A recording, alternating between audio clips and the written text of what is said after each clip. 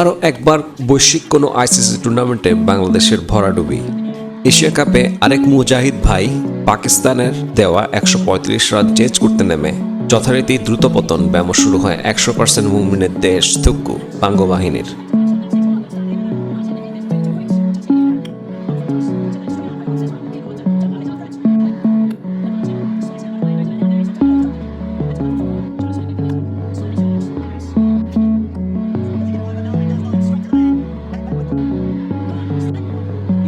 নিউজিল্যান্ডের জার্সি পরা এই কম বয়সী সাদা পোলাটার জন্য খুব খারাপ লাগছে, বেচারা। আর জিন্দেগিতে বাঙ্গু সাপোর্ট করবে। 1997 সালে ওয়ানডে স্ট্যাটাস আর 2000 সালে টেস্ট স্ট্যাটাস পাওয়ার পর গত 28 বছরে আন্তর্জাতিক ট্রফির সংখ্যা এখন পর্যন্ত 0। আরে ভাই, ভুল ধরতে আসেন না। 1997 সালে আইসিসি চ্যাম্পিয়ন্স ট্রফি ছিল ত্রিদেশীয়, তাও আবার কেনিয়া আর স্কটল্যান্ডের সাথে।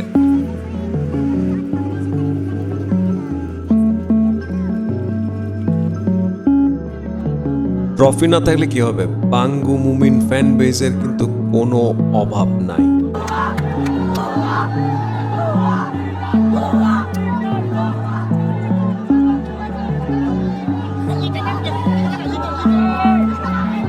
ট্রফির কথা না হয় বাদও দিলাম, এখন পর্যন্ত সবেধন নীলমণি সাকিব আল হাসান বাদে ভালো মানের একটা ক্রিকেটার, বোলার, ব্যাটসম্যান কিংবা ফিল্ডারও তৈরি করতে পারল না বাঙ্গু ক্রিকেট বোর্ড।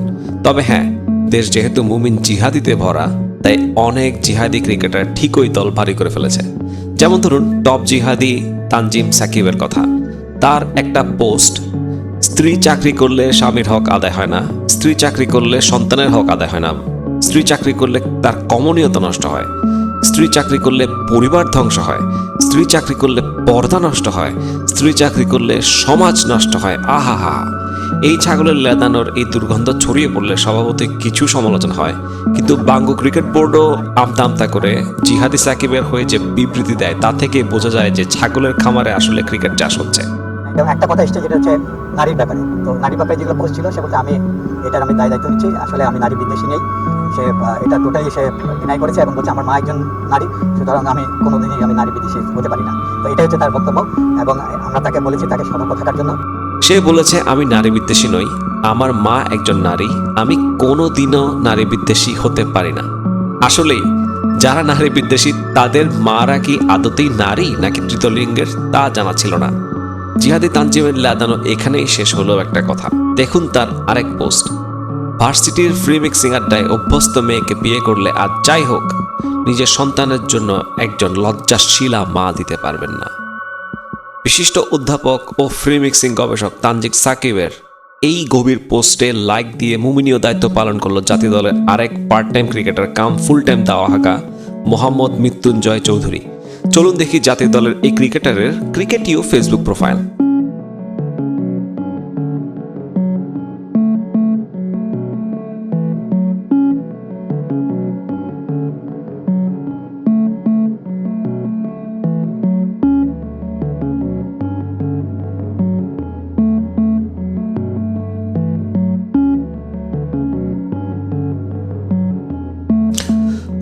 এর প্রোফাইল দেখে আমারই মনে হইল হজ অর্ধেক শেষ হয়ে যাওয়ার দশা। বাহ, এই না হয়ে গেল half time cricketer full time মুমিন মৃত্যুঞ্জয়ের কাহিনী। চলুন দেখি মুমিন ফ্যান বেস কি বলে এই ব্যাপারে। আসলে বাংলাদেশের যে পরিস্থিতি, মানে সামাজিক যে পরিস্থিতি, এই দিক দিয়ে উনি যেটা বলছে এটা আসলে সঠিক। 100% আমি এটা সমর্থন করি, কারণ বাংলাদেশ একটা মুসলিম কান্ট্রি। আমাদের মুসলিম দেশ হিসাবে আমাদের এটা কখনো এটা মানে তার বিরোধিতা করা উচিত না, কারণ মানে তানজিম সাকিবের বিরোধিতা করা উচিত না। আমাদের 91% মুসলিম দেশ, আমরা এক্ষেত্রে আমাদের উচিত তার সমর্থন করা। আর মুসলিম হিসাবে আমাদের কোরআনের একটা মানে গুরুত্বপূর্ণ কাজ, কিন্তু সেটা আমরা বিরোধিতা করতেছি। কিন্তু জাতীয় সংগীত আমরা মানে সাপোর্ট করতেছি, এটা তো করা হবে না কখনো। আগে তো আমাদের নিজেদের ধর্মটা আগে, তারপরে নিজেদের সংস্কৃতি। অবশ্যই যদি যে কোনো প্রত্যেকটা মুসলিমের নরনারীর জন্য সেটা ফরজ। ফ্রি মিক্সিং, আসলে ফ্রি মিক্সিং নিয়ে যে কথা হচ্ছে, ফ্রি মিক্সিংটা কি? আপনি একজন নারী হয়ে কেন একজন পুরুষের সঙ্গে মেলামেশা করবেন? এটা কি আপনার রাইট দিচ্ছে? এই ইসলাম তার ব্যক্তির স্বাধীনতা আছে, 39 ধারা অনুযায়ী তার বাক স্বাধীনতা আছে, তার ওপিনিয়নটা সে শেয়ার করছে। আপনার আমার গায়ে তো জ্বালা পোলা। আপনি যদি ভার্সিটিতে পড়া ফ্রি মিক্সিং স্ত্রী হন, তাহলে আপনি সন্তানের জন্য লজ্জাশীল একটা মা দিতে পারবেন না। এটা তো মিথ্যা কিছু না, একদম 100% সত্য এবং আমি এটা সমর্থন করি। না, এগুলো নারী বিদ্বেষী না, সেগুলো নারী বিদ্বেষী মনে হবে যারা এই জিনিসগুলোকে সাপোর্ট করে। আমি অবশ্যই তানজিম সাকিবকে সাপোর্ট করি। আমি অবশ্যই তানজিম সাকিবের পক্ষে, কারণ তানজিম তানজিম সাকিব হচ্ছে যে মুসলিম, কারণ আমাদের খেলার আগে যে ইসলামকে প্রাধান্য দিতে হবে, যেহেতু আমরা মুসলিম। কারণ সে তো নারী বিদ্বেষী কিছু বলে নাই, সে ইসলাম সম্পর্কে বলছে যে এখানে নারীরা যদি বাইরে যায় বা কোনো অনৈতিক কাজ করে তাহলে তার স্বামীকে কোন মানবে, যে স্বামীকে যদি না মানে তাহলে তো তার সংসার অশান্তি হবে। তার মানে তানজিম সাকিব ভালো একটা কথা বলছে, সে ইসলামের দিক দিয়ে হোক মানবতার দিক দিয়ে হোক সে তো ভালো উদ্যোগ নিয়েছে, ভালো একটা পোস্ট করছে। এতে তানজিম সাকিবের বাইরে যাওয়া যাবে না, তার বিরোধিতা আমরা কখনো করতে পারি না। তার বিরোধিতা করতে পারে একমাত্র হিন্দুস্তানের যে রাজাকার বা হিন্দুস্তানের যারা যে ইসলাম বিরোধী তারা করতে পারে। কখনো তানজিম সাকিব অনৈতিক কিছু বলে না, সে সঠিকটাই বলছে। ক্রিকেটের জিহাদের পাশাপাশি একটু যদি হালকা গাজওয়াতুল হিন্দ না হয় তাহলে কি চলে বলেন? এই এতটুকুই তো দিলের খায়েশ। যেমনটা 2016 সালে টি-20 বিশ্বকাপের সেমিফাইনালে ওয়েস্ট ইন্ডিজের কাছে ভারত হারার পরে ঘরে বসে বাঙ্গু অধিনায়ক জিহাদি মুশফিকুর রহিমের পোস্টটাই দেখুন। অধিনায়কের যখন এই হাল, তখন চিন্তা করেন দলের কি অবস্থা হতে পারে।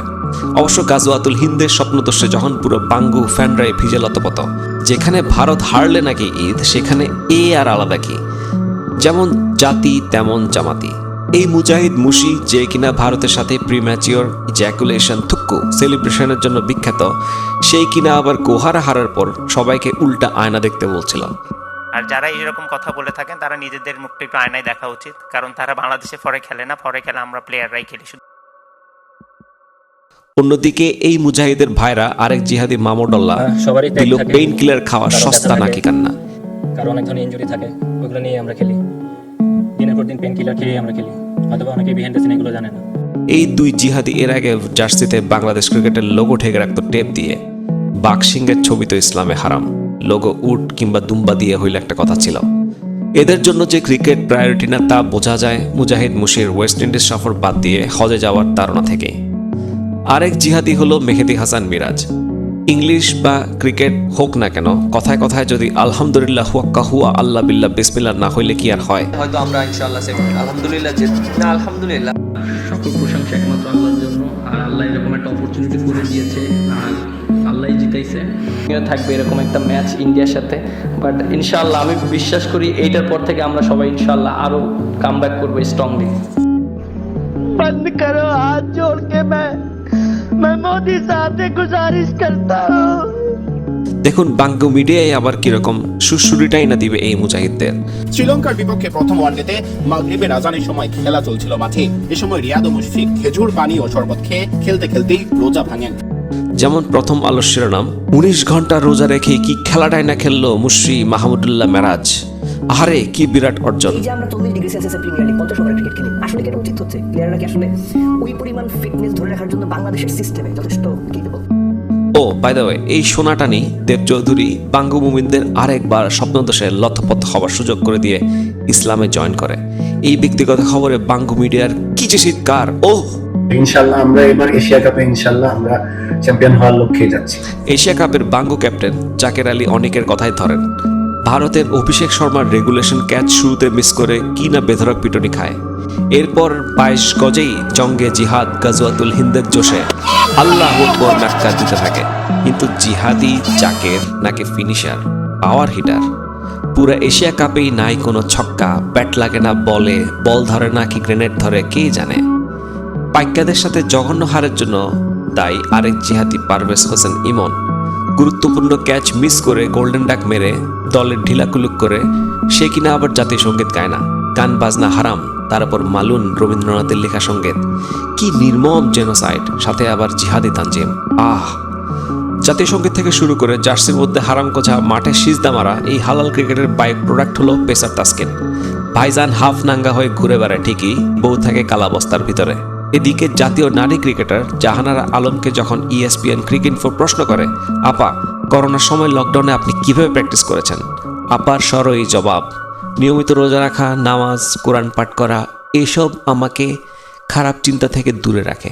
বাবা জাহানারা, আপনি না হয় বোরকা পরেই খেলেন। ও যেখানে খোদ ক্রিকেট খেলায় ইসলামে হারাম, সেখানে আবার নারী মুজাহিদ ক্রিকেটার। ও সেলুকাস, কি বিচিত্রই বাঙ্গু জাতি। Brother, what's that? What's that, brother? অবশ্য বোরকা পরে খেললেও মুমিনকে খুশি করা যাবে কিনা সন্দেহ আছে। যেমন এই আফগান মাহচিলের ক্রিকেট খেলার দৃশ্য ভাইরাল হলে এক বাঙ্গু মুমিন ঠিকই কিন্তু ফতোয়া দিয়ে দেয়। আপনার খাস পর্দা করে ক্রিকেট খেলেছে এই জন্য তার জন্য উন্মুক্ত হয়ে গেছে বা জায়েজ হয়ে গেছে, তাহলে বিষয়টা এরকম হয়ে দাঁড়াবে যে বিসমিল্লাহ বলে আপনি যদি মদ পান করেন তাহলে কি মদটা আপনার জন্য জায়েজ হয়ে যাবে? না, বিসমিল্লাহ বলে মদ পান করলে যেমন মদ জায়েজ হয়ে যায় না, খাস পর্দা করে বোরকা পরে যদি আপনি কোনো কাজ করেন, সেটা ক্রিকেট হোক বা আমার যে বোনটি ক্রিকেট খেলেছে সেই ক্রিকেট খেলার সময় শুধু তিনিই ছিলেন, আশপাশে কোনো পুরুষ ছিলেন না, বোরকা পরে পর্দা করেই আপনি ফুটবল খেলতে চলে যাবেন একজন নারী, আপনার জন্য জায়েজ হবে না। এদিকে আবার এশিয়া কাপের আগে প্রিমিয়ার লিগ হয় মার্চে। প্রিমিয়ার লিগ বা ঘরোয়া ক্রিকেট লিগগুলোতে ক্রিকেটাররা উঠে আসে। সেই প্রিমিয়ার লিগে সবচেয়ে আলোচিত চিন্তার বিষয় হচ্ছে ক্রিকেটীয় না। কেন রোজার সময় প্রিমিয়ার লিগের আয়োজন? কেন 95% মুজাহিদের দেশে এই জুলুম, এই জেনোসাইড বলেন তো? ফিটনেসের কথা না হয় বাদে দিলাম, এদের চেহারা সুরত দেখলে কি আপনার মনে হয় এরা স্পোর্টসম্যান বা অ্যাথলিট? সুন্নতিদারের প্রতিযোগিতায় নামছে যেন, পারলে জব্বা পরেই না মাঠে নামে। আচ্ছা, এত ইসলামী জোশ জজবা, এরপরে নিশ্চয়ই বাংলা ক্রিকেট বিশ্বসেরা, না হলে খুবই উন্নত, তাই না? চলুন দেখা যাক। সবচেয়ে বেশি ওয়ানডে ম্যাচ একটানা হারার বিরল রেকর্ড বাঙ্গুল্যান্ডের, সেটাও আবার দুইবার, 23 বার, 22 বার। এমনকি পাপুয়া নিউ গিনিরও 18 ম্যাচ হেরে বাঙ্গুদের পিছনে। এই বছরের জুলাইতেই ওয়ানডে ক্রিকেটের সবচেয়ে ভয়াবহ ব্যাটিং ধসের রেকর্ড করে বাঙ্গুল্যান্ড। শ্রীলঙ্কার বিপক্ষে 5 রানে 7-7টা উইকেট হারায় বাঙ্গুরা। সেই যে 2008 সালে প্রাণের প্রিয় দল জিম্বাবুয়ের 3 রানে 7 উইকেট হারানোয় এই বিরল রেকর্ড হলো না বাঙ্গুদের। তবে শীঘ্রপতনের লিস্টে জিম্বাবুয়ের সাথে 3 বার করে লিস্টে আছে বাঙ্গুল্যান্ড। 2014 সালে ভারতের সাথে 8 রানে আর গত বছর আফগানিস্তানের সাথে 11 রান করতেই দ্রুত পতন হয়। আচ্ছা, ওয়ানডে না হয় সহি ক্রিকেট না, একটানা টেস্ট হারার রেকর্ডও কিন্তু বাঙ্গুদের, একটানা 21 ম্যাচ। টেস্ট যে মাত্র 10টা দেশ খেলে, তার মধ্যে সবচেয়ে খারাপ রেকর্ড বাঙ্গুদের। হারের হার 72.72%, অর্থাৎ 100টা ম্যাচের মধ্যে 73টাই টেস্ট হারে বাঙ্গুরা। আরে রাখেন, 1-2টা ম্যাচ তো খারাপ খেলতেই পারে, তাই না? সিরিজের কথা ধরতে হবে। একটানা টেস্ট সিরিজ হারার রেকর্ডও বাঙ্গুদের, তাও আবার একই রেকর্ড 3 বার, 16, 11, 9টা সিরিজে একটানা হার। এ যেন নিজের সাথে নিজেরই প্রতিযোগিতায়। আরে ওয়ানডে টেস্ট বাদ দেন, ক্রিকেটের ভবিষ্যৎই হলো টি-20। প্রাণপ্রিয় দল জিম্বাবুয়ের কল্যাণে টি-20তে এই রেকর্ড ভাঙতে পারল না বাঙ্গুল্যান্ড, তাও আছে শক্তিশালী ক্রোয়েশিয়া, এস্তোনিয়া, বাহামার ঠিক পরপরই। অন্যান্য ক্রিকেট পরাশক্তি সোয়াজিল্যান্ড, থাইল্যান্ড, দক্ষিণ কোরিয়ার সাথে মিলে বাঙ্গুরাও টানা 12টা করে টি-20তে হেরেছে।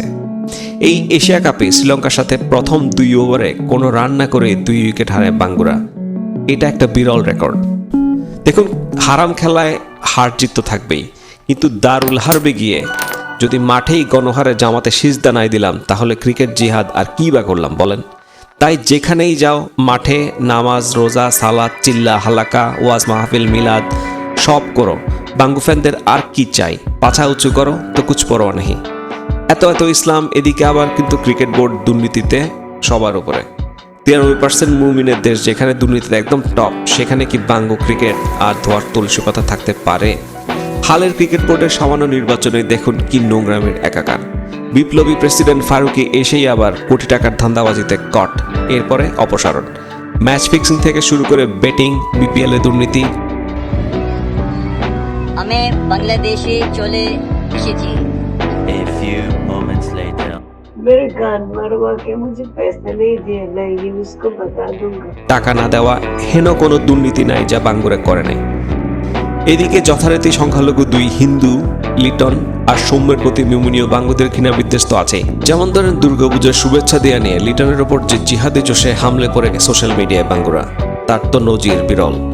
ঘৃণার বিষ যে নিষ্পাপ শিশুদেরকে বিষাক্ত করে ফেলেছে সৌম্য সরকারকে নিয়ে বলা এই শিশুটার কথাই তার নমুনা। আর শরীফুল সৌম্য সরকার, সাইফুদ্দিন, শম্ভু সরকার তো হিন্দু বলে আল্লাহ দেখা করতেছেই না। আচ্ছা আচ্ছা, গাইতে দেন। আচ্ছা, তারপরে এছাড়া দুর্গাপূজার সময় কলকাতা নাইট রাইডার্সে খেলতে যাওয়া সাকিব আল হাসান যখন পূজা মণ্ডপ দেখতে যায়, তার খবরে বাঙ্গু মুমিনের দল তার বিরুদ্ধে জিহাদি ফতোয়া দিয়ে কাফির দাবি করে। পূজা মণ্ডপ উদ্বোধন করার জন্য হত্যার হুমকি পাওয়া, আবার এ নিয়ে ক্ষমা চাওয়া। শিরক হলো মহা অন্যায়। আর সাকিব আল হাসান হিন্দুদের পূজায় অংশগ্রহণ করে অবশ্যই আল্লাহ সুবহানাহু ওয়া তাআলার সাথে হিন্দুদের যে দেবদেবী আছে তাদেরকে শরীক করে ফেলেছেন। ওখানে যাওয়াটাই আমার ঠিক হয়নি। সেটা যদি আপনারা মনে করে থাকেন, অবশ্যই আমি এর জন্য আন্তরিকভাবে দুঃখিত, ক্ষমা প্রার্থী। এবং ক্ষমা চেয়েও রেহাই মেলেনি বিশ্বসেরা অলরাউন্ডার সাকিব আল হাসানের।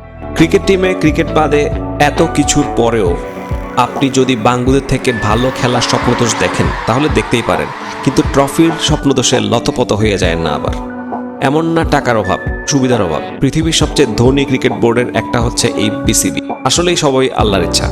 যেহেতু খেলাটাই হারাম, তাই আল্লাহ আসলেই চায় না যে বাঙ্গুরা কাফিরদের এই বানানো খেলা খেলুক। যেখানে ফতোয়াই আছে যে ক্রিকেটের সময় নষ্ট না করা, একে পেশা হিসেবে না নেওয়া, তাই বাঙ্গুদের উচিত হালাল খেলাধুলা, যেমন শেখ আসিম আল হাকিমের মতে, except if it's horse racing, camelback racing, or archery, or whatever falls under these categories, because these are the categories that instill jihad in the souls of the people, of the youngsters of the community. ঘোড়া বা দুম্বার দৌড় প্রতিযোগিতা, তীর ধনুক বল্লম চালানো, মুজাহিদের সাথে মল্লযুদ্ধ বা খোশ গল্পে মশগুল থাকা ইত্যাদি খেলায় বেছে নিতে পারে বাঙ্গুরা। দয়া করে ভাই, কাফিরদের ক্রিকেটকে রেহাই দেন। বাংলাদেশ ক্রিকেট বোর্ড, যেখানে ক্রিকেট বাদে সবকিছু নিয়েই যেন আলোচনাটা বেশি হয়। যুক্তিবাদী হন, মুক্ত মনের মানুষ হন। ধন্যবাদ।